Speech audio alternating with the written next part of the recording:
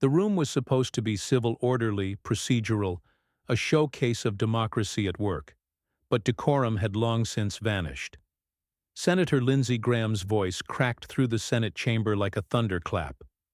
Red-faced, eyes bulging, he slammed his palm against the table. "This is absurd. It's an embarrassment." His words weren't arguments, they were eruptions, the kind you hurl when control is slipping and the cameras are still rolling. Across from him sat Congresswoman Jasmine Crockett. She didn't flinch. Her posture remained exact, shoulders squared, hands folded, gaze locked forward like a lighthouse in the storm. If his voice was fire, hers was stone. Still, unmoved, deliberate. The air pulsed with tension. Aides froze mid-note. Viewers online were already clipping the moment. A tweet blinked across the screen. "Graham's coming unhinged." And Crockett? Cool as ice. "Senate Showdown." He kept shouting, voice rising with every syllable, veins tracing furious lines down his neck. "You sit there acting like you know better than this institution." No reply, no blink. Jasmine Crockett let the fury pass over her like wind through armor. This wasn't her first time being shouted at in a room built to exclude her. It wouldn't be the last, but this time the world was watching. Another viral post. "We are witnessing generational change in real time." Crockett just gave a masterclass in restraint. Cameras zoomed in. You could see the calculation behind her eyes. Not anger, not fear. Readiness. Graham jabbed a finger toward her, sputtering something about disrespect. But the chamber was shifting. The volume didn't equal strength anymore. And silence? It was its own kind of power. She tilted her head just slightly. A smile curved, not mocking, not smug. Knowing. Because she had come armed with something louder than a scream. Truth. And in the very next moment when she finally opened her mouth, calmly, deliberately, she would redefine the entire narrative. But what she said next would silence an entire chamber. The exchange didn't erupt from nowhere. It was the product of weeks, months of tension bubbling beneath the surface, waiting for a crack. The Senate Judiciary Committee had convened for what was supposed to be a routine oversight hearing. The subject, federal judicial nominations. But the subtext? Power. Culture. Who gets to decide the future of justice in America? From the outset, it was clear this wouldn't be business as usual. Republicans had grown increasingly hostile over what they called radical nominees, judges, with public defender backgrounds, civil rights ties, or progressive legal philosophies. For them, it was about control. For Democrats, it was about representation, about reshaping a legal system that, for centuries, had been shaped by the few to govern the many. Seated in the chamber were figures who represented that conflict with almost cinematic clarity. On one side, Senator Lindsey Graham, longtime power broker, polished fire starter, wielding outrage like an old sword. He came armed with questions that weren't really questions, just traps laid in sentences. And on the other, a rising voice from the House who'd been invited to testify on judicial equity. Representative Jasmine Crockett. A freshman congresswoman from Texas, Crockett didn't carry the years of Senate etiquette baggage. She carried lived experience. A civil rights attorney turned legislator. She knew what justice looked like from the inside of a courtroom and the outside of a protest. Their collision wasn't scripted. It was inevitable. As the hearing unfolded, the ideological divide widened. Conservative senators accused nominees of harboring bias. Progressives fired back, asking why diversity and experience were suddenly disqualifying. The tension was less about the law and more about who the law had historically served. Then came the tipping point. Graham, already irritable, took issue with Crockett's framing of systemic bias. He cut in, loud and dismissive. "I won't be lectured by someone who just got here," he snapped, triggering murmurs across the room. Crockett paused. No rebuttal. Just a look, measured, surgical. To some, it was a clash over appointments. But for millions watching online, it was something deeper. A white Southern senator telling a black congresswoman to know her place. A man in power demanding submission from a woman who had already outgrown silence. One tweet put it bluntly. This isn't politics. This is generational warfare. The footage spread like wildfire. Millions of views within hours. Hashtags flooded timelines. Crockett clapback, old guard vs new wave, because people weren't just watching a Senate hearing. They were watching themselves. Every woman who had ever been interrupted mid-thought. Every black professional who had been talked over in a meeting. Every young person told to wait their turn. Crockett became a stand-in. Not for a party, for a posture, for what it means to hold ground in the face of condescension. And Graham? He wasn't just a senator anymore.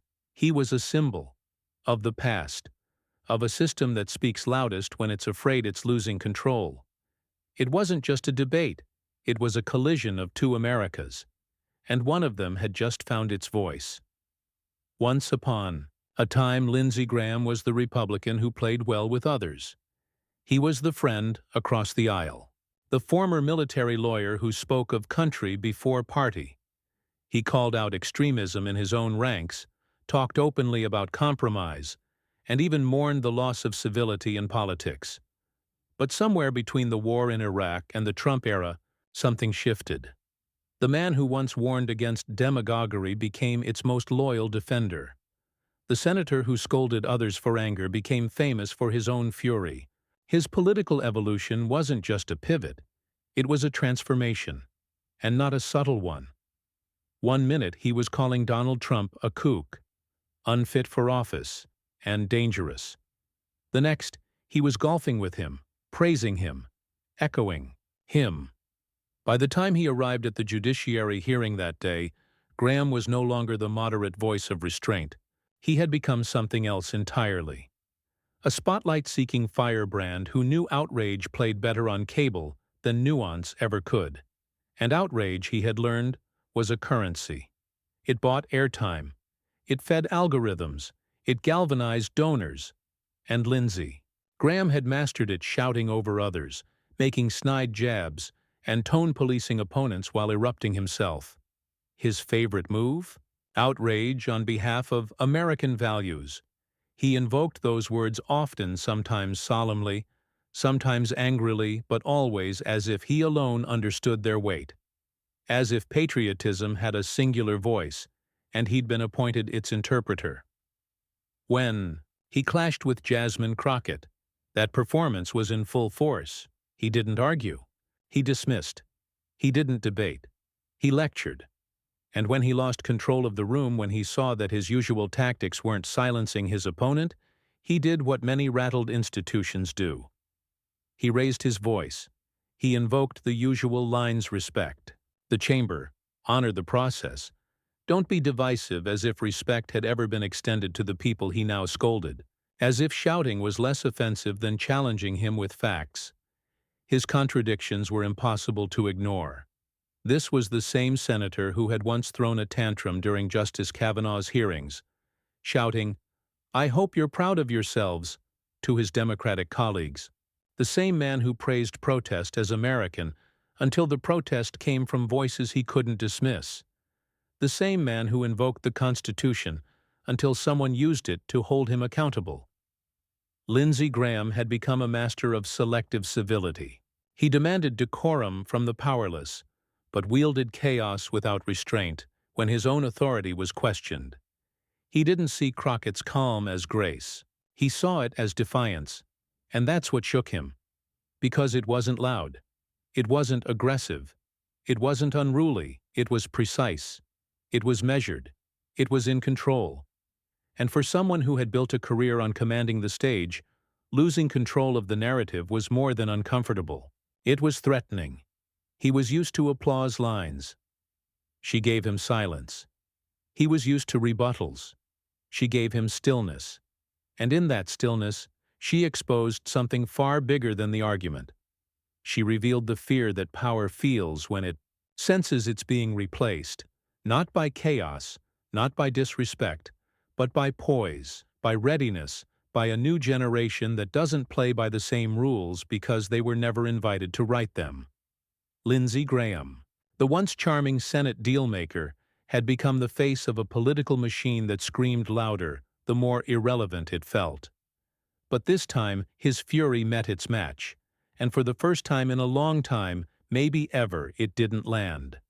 Before the cameras, before the trending hashtags, before the Senate chamber fell silent from the force of her calm, Jasmine Crockett was just another voice the system tried to talk over. Born and raised in St. Louis, Missouri, Crockett didn't come from a political dynasty. She came from grit, from a family that taught her how to speak up, even when no one was listening. Especially then. She studied law not to join elite circles, but to fight for those who never had a seat at the table. As a civil rights attorney in Texas, she took cases others avoided, cases with no headlines, no money, just people who needed someone to believe them. Her courtroom was never just about the law. It was about power, and who got to wield it unchecked. And she quickly learned, the law doesn't bend for everyone equally. Sometimes it doesn't bend at all. She fought back anyway. In the courtroom, she brought receipts. In rallies, she brought fire. In legislative halls, she brought herself unapologetically. No watered-down version, no softened edges, no respectability filter applied.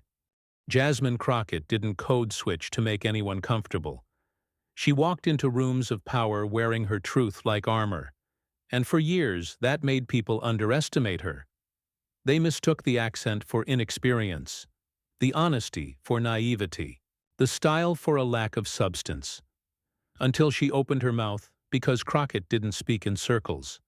She didn't perform. She called things what they were: racism, hypocrisy, suppression. She named them clearly and out loud. It made her enemies. It made her famous.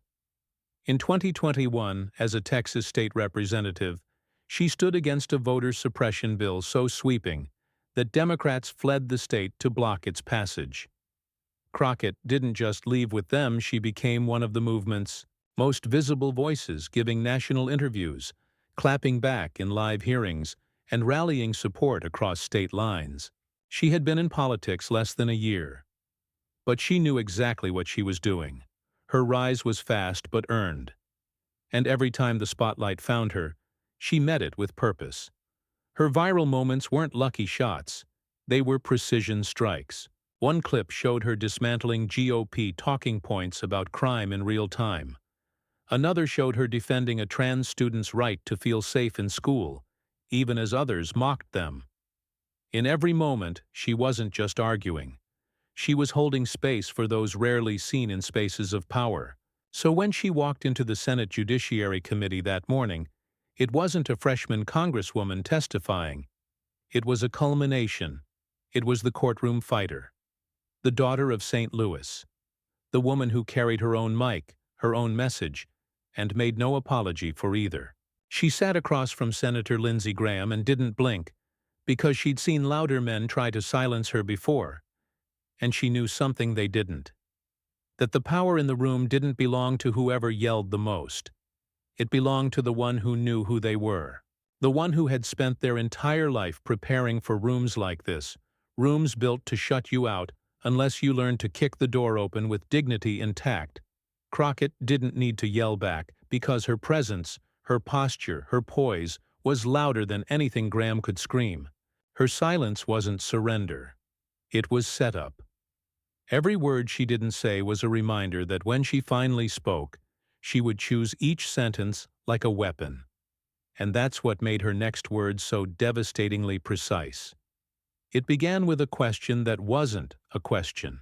Lindsey Graham leaned forward, his voice clipped with irritation. "Congresswoman Crockett, are you seriously suggesting these nominees are being opposed for anything other than their qualifications?" Crockett glanced up. One heartbeat. Two. She didn't nod. Didn't blink. Just waited. Graham pressed on, volume rising. Because if that's the narrative, then let's just say it plainly. You're accusing this committee of bias. Is that what we're doing now? The room stiffened. One of the aides behind him shifted uncomfortably. A junior senator tilted their head, suddenly alert. Crockett's hands remained folded. She spoke evenly. I'm suggesting that when only one kind of background is considered neutral, and others are labeled radical, something deeper is at play. Graham scoffed, loudly. Oh, come on. He threw his hands up like a stage actor denied his cue. You come in here with your assumptions and your Twitter slogans and act like anyone who disagrees with you is part of some conspiracy. The air thickened. You could feel the tension buckle under its own weight. Crockett responded calmly. I came here with facts, Senator. Graham's tone sharpened. No, you came here with a chip on your shoulder. That did it. A ripple spread through the room, one of those quiet, collective inhales that tells you something just turned. Someone's eyes went wide. A journalist in the back room tapped furiously on their phone. But Crockett didn't flinch. She sat straighter. And perhaps, she replied coolly, that chip you're seeing is actually experience. Graham's jaw tightened. You don't get to lecture me on experience, he barked. I've been doing this job longer than you've been in politics. Crockett nodded slowly, her voice unwavering. And yet, I'm here, next to you, chosen by the people just like you were. The temperature in the chamber shifted. Another senator let out an audible humph. One staffer whispered something, eyes wide. A conservative radio host watching the live stream typed 3 words. Graham just lost.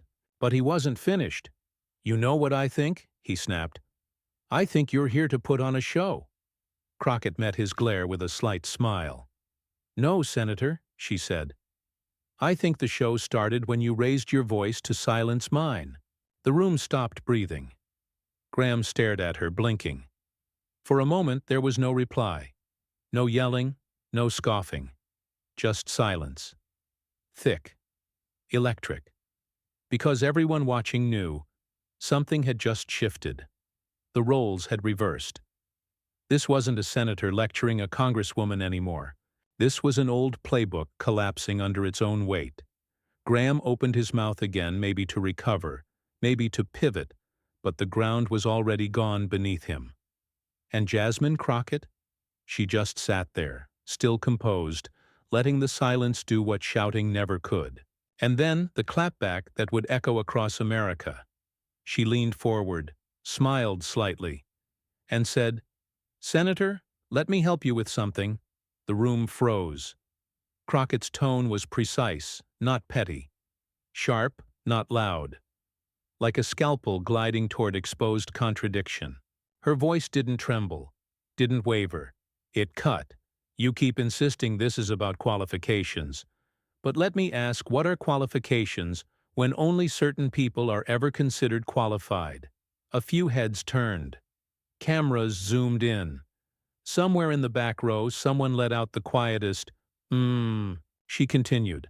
I've watched nominee after nominee get labeled as too radical, too aggressive, too partisan, when all they did was have a background that wasn't polished at a country club. Graham shifted in his seat. You talk about bias, she said, but I've seen law professors dismissed because they defended civil rights. I've seen public defenders told they're unfit to judge. Meanwhile, prosecutors who built careers off maximum sentences, they're praised as tough on crime. She glanced sideways, pausing just enough to let the weight settle. Sounds like some people are only comfortable when justice looks like them, thinks like them, and talks like them. Another pause. This time, the silence wasn't awkward. It was reverent. Then Crockett went deeper. You said I came here to put on a show. No, Senator. I came here to speak the truth. And truth doesn't need to yell. Graham shifted again, now visibly uncomfortable. He reached for his water. His lips tightened. The same man who had roared minutes earlier was now blinking more than he was speaking. Let's talk about decorum, she added. Because it seems like raising your voice, interrupting, and dismissing women mid-sentence, that's fine. But when a black woman calmly holds her ground, suddenly it's a problem. A tweet flashed on screens across America. Bold justice. She just dismantled Lindsey Graham without raising her voice once. Oh, Jasmine Crockett was ready. She kept going gently, surgically. And you're right, Senator. You've been doing this job a long time. But time in power doesn't mean you're above accountability. It just means you've had more time to get comfortable with people not questioning you. Aide to Graham scribbled something, but he wasn't watching them. His eyes were fixed on Crockett, face tight with the realization that this moment was slipping away from him frame by frame, syllable by syllable. She looked around the room, addressing the whole chamber now. We were elected to serve, not to perform outrage, not to protect the old ways, but to ask harder questions, to stand in uncomfortable truths, to face the fact that justice in this country hasn't always been blind, it's just been selectively blind. She leaned back, letting the words echo. Not a single outburst, not a single insult, just a steady unraveling of everything Graham had tried to bluster through. Another tweet hit. Legal Eagle TX. That was a closing argument. The courtroom may be different, but Jasmine Crockett just won it. The reaction spread like wildfire. In real time, clips of the moment exploded across timelines. TikTok was flooded with edits, some showing her slow smile in black and white, others intercut with past instances of Graham's hypocrisy. Cable news hosts cut in mid-story to replay the moment. On the floor, a few senators looked down, pretending to read documents they weren't actually reading. Others watched closely, some with admiration, others with the dawning realization that a shift was happening. Because Crockett didn't just clap back. She reversed the flow of power. She didn't play his game. She rewrote the rules, and she did it with the same thing her opponents never saw coming. Stillness, precision, conviction. A final quote from her closed the moment. I'm not here to shout. I'm here to speak. And if the truth shakes you, it's not my volume you should be worried about. That line?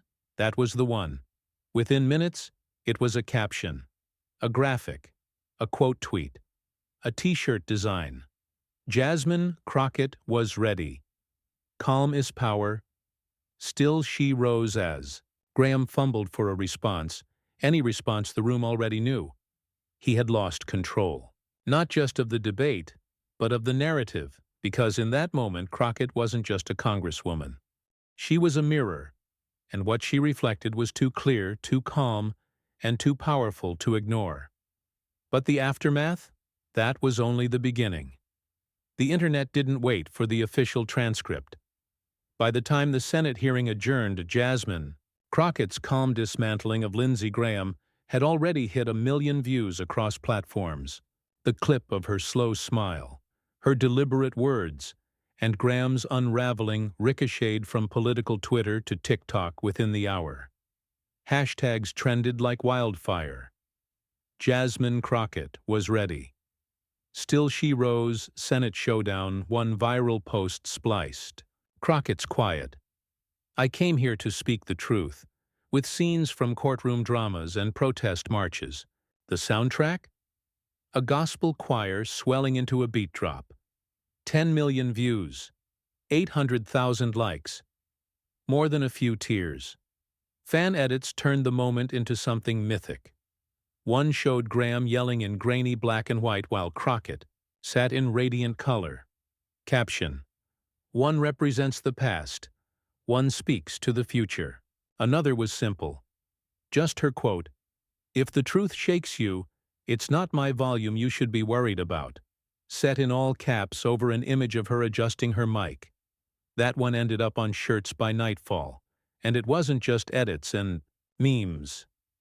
People were talking. A 19-year-old TikTok creator in Atlanta stitched her own story to the clip. "This is for every time I was told I was too loud, too black, too much." Jasmine Crockett didn't even raise her voice, and she still made him shrink. Another, a first-generation law student, posted, "That's how I want to walk into court. Head high. No apologies."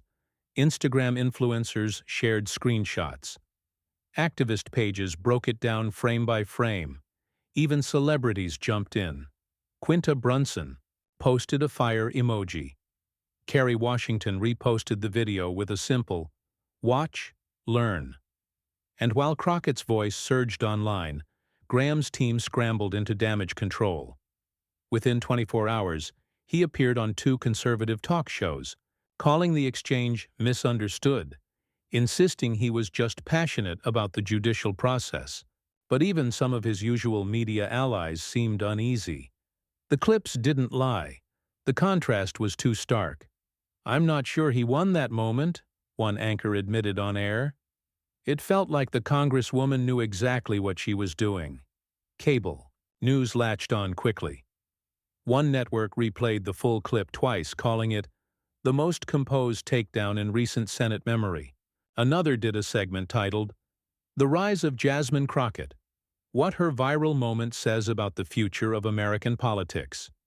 Commentators framed it as generational, racial, and deeply cultural. "She didn't just argue, one political," analysts said. "She flipped the dynamic. She was poised where he was panicked. She was present where he was performative." But while the headlines debated style and optics, something deeper was happening underneath. In classrooms, young women of color were being shown the clip as a case study in power and restraint. In community centers, organizers added her quote to flyers, "Truth doesn't need to yell." In living rooms, parents told their daughters, "That's what strength looks like." Because this wasn't just about a Senate hearing. It was about what happens when someone walks into a space not built for them and doesn't flinch. It was about reclaiming power without mimicking the noise of the powerful. And that shift, that resonance, it didn't come from Crockett shouting anyone down. It came from her refusal to be rattled. She didn't go viral because she performed. She went viral because she refused to. Because she reminded everyone watching that dignity, when held with clarity, is contagious. And while cable news debated tone, something deeper was happening. Jasmine Crockett didn't need to explain herself. But days after the hearing, in a quiet interview on a podcast hosted by a fellow Congresswoman, she reflected on the moment that made her a symbol. "I wasn't surprised he yelled," she said. "I was prepared for that. What I knew was I didn't have to meet that energy. I just had to hold my own. That wasn't just strategy. That was legacy. Because for Black women in America, holding your own isn't a performance.